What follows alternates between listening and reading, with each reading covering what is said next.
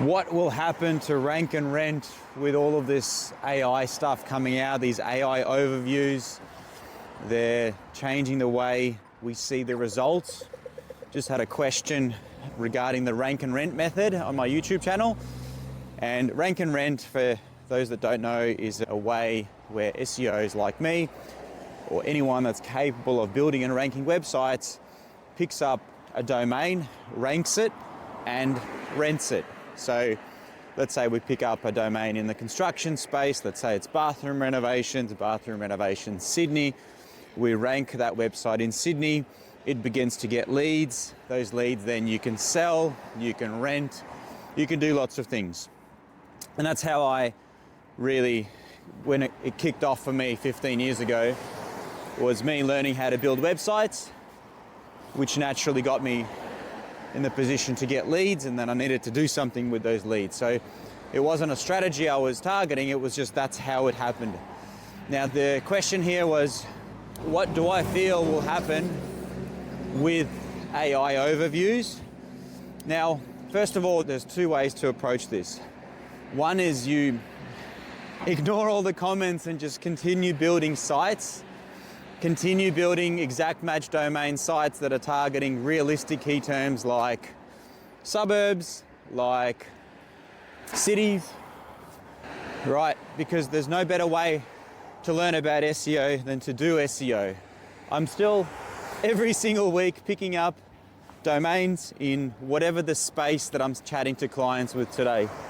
If I've done an audit for a new metal fabrication, steel fabrication, whoever I'm chatting to this week, last week, because I've spent so much time doing analysis in that space, I just go and pick up a domain, whatever it might be. It might be like structural steel Sydney, structural steel Brisbane.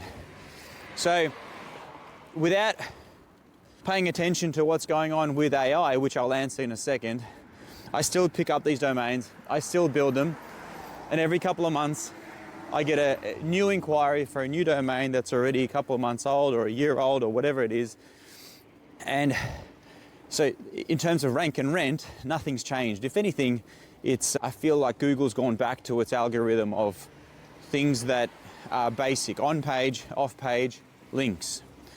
Now, has SEO in general gotten more competitive? Absolutely, because there's now more competitors and more genuine brands. Everything in SEO these days is about trust, and trust comes from a genuine brand and actions that a genuine brand takes. Branding, photos of the team, projects.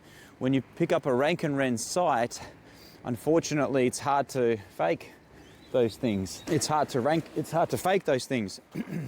So I'd still build out the plumber plus suburb website and see what comes from it.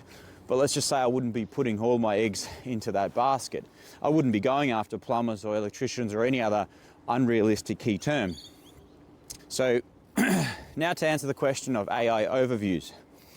Since I've got access to hundreds of sites, and every time I get a lead, the lead form tells me where the inquiry has come from. And I've started to see ChatGPT more than ever before. It just goes to the sources of where leads come from.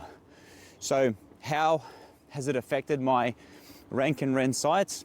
It hasn't. It's just I'm seeing now that leads are coming from the various AI language models, because it's in the source of my gravity forms. At the bottom of the form it says where was this lead filled out, and it's got the attribution, the tag manager basically telling me. So it hasn't. At the end of the day, and am I worried about AI overviews? For a local business, Google and the search engines still will be showing the service provider, the final. If anything, there's now more attention going to the builder, the tradie, whatever your space is that you're targeting. Just don't go after keywords that have crazy competitors. Don't go after lawyers, don't go after dentists. I've got a few dentist plus suburb sites and podiatry plus suburb sites that do quite well. But if you're starting out, I wouldn't do that. I would do the approach of pick up 10, 15, 20 domains in spaces that you're somewhat interested in, because you're going to be spending time creating blog content, pages and stuff like that. Don't pick spaces you're not interested in, I don't know, beauty or cosmetics or whatever it is that you're not and interested in, and build them all out. Chip away at their SEO each month. Because the thing with SEO is you've got to have patience. How do you have patience? You just got to keep yourself occupied with something else. But is it harder to do rank and rent these days?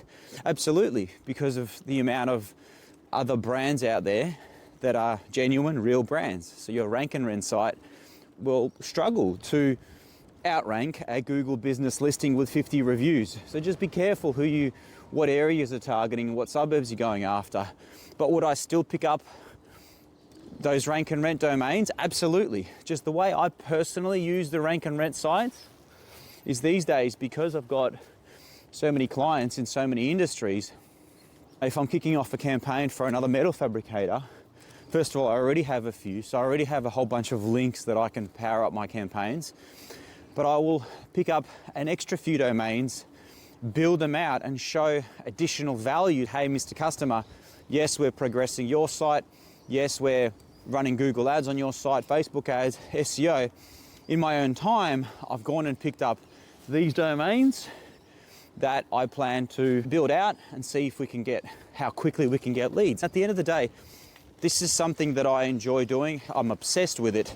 So this is like a game to me. Some people play World of Warcraft that I would love to play, but I enjoy ranking websites more than I enjoy playing World of Warcraft. And I really love World of Warcraft or Call of Duty or whatever it is, that game of the month, right? So at the end of the day, I'm doing this because I really enjoy the ranking process, the journey of picking up leads and finding new ways to get leads from clients, whichever way it might be, SEO or rank and rent or Google ads.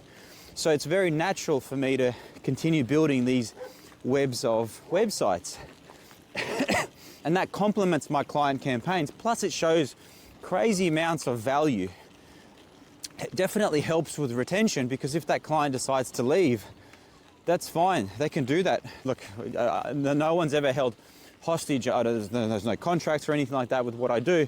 But I now have 5-6 sites that I own. Some of them are already getting leads. Some of them already have Google listings. And those were all branded with the client's brand. So you might have 5 sites with one logo, one set of contact details. Look, on my sites, I put a redirected phone number so I can see call attributions. So that's personally how I use rank and rent these days to complement my client campaigns. They work well for additional links. They work well for bullying competitors down the page, hogging more results, just driving more attention to your brand. But if I was to restart, I wouldn't change anything with the way AI is right now. At the end of the day, the AI overview is just an AI overview. The core algorithm is still probably simpler to understand. It's titles on the page, things that you do on the site. Make sure that arborist or tree removal Bondi is really clear on that page. You have stump removal Bondi on that page.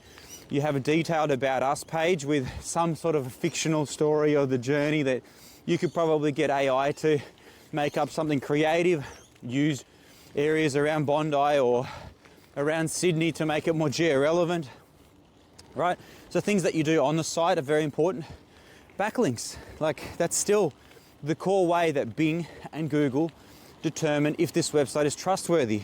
If this website's being linked to by a bunch of tradesmen, a bunch of tradie websites, construction sites that are in the same city, in the same country, good. So the AI overview is just a convenient way to get us the results. Now, if I made $1 for every time that the community erupted because SEO is dying, I'd be a millionaire. And so there's something called what's the thing called? It's the graph, not the Pareto's principle, the Dunning-Kruger effect. Check it out. It's when you get excited about something, you go and build it out, then you realize that you know nothing about it, then you're peak of Mount Stupid, and then you fall down a valley of despair. And that's basically, thank you, that's basically when people move to the shiny ball, the other way of getting rich quick, the other money-making scheme, whether it's whatever it is, crypto or whatever. And that's why I love my industry, because I actually love what I do. I love the ranking process. I love the walk, not the destination. So for me, staying in the game longer and just going through these roller coasters and adapting and pivoting and having each Google algorithm, I just get more data of what works and what doesn't. And sure, we're diversifying more than ever before. Forget about getting traffic from blogs on how to change a bike tire. That's just now changed to the client needs to record a video of how to change a tire. It helps their brand, helps them be far more approachable. That still goes up as a guide or a blog. You still do those things, but there's not as much traffic that you get from it. AI overviews are going to be constantly rolled out and changed. There's only so much they can manipulate what the results are. There's only so much that they can limit to 3. People are not going to be too happy if instead of 100 websites, Google's just giving them that one site. It's never going to happen with a local business. They need to give all the options of all the plumbers and the reasons they chose those plumbers. So one way or another, the AI overviews will be considering your sites, and your sites follow standard ranking factors, on-page SEO, off-page SEO. If I were you, I would pick up a few rank and rent sites as quickly as you possibly can. Find clients to send those leads to. Don't try to make money off it, because it gives you the permission to use their brand on your site, their projects, their Google reviews. That makes your asset more powerful. Now, if that client ever leaves you, you simply put someone else's branding or you put your branding on it. But you're in a far better scenario with a mature site. One, you're adding a lot of benefit to the client campaign. And 2, it's your asset that's growing. It's your asset that you're investing in. Don't try fight. If it's getting like under 10 leads, just give them for free. Under 5 leads. It depends on the leads. If the leads are bringing lots of value and the business is closing those deals, they will pay you themselves.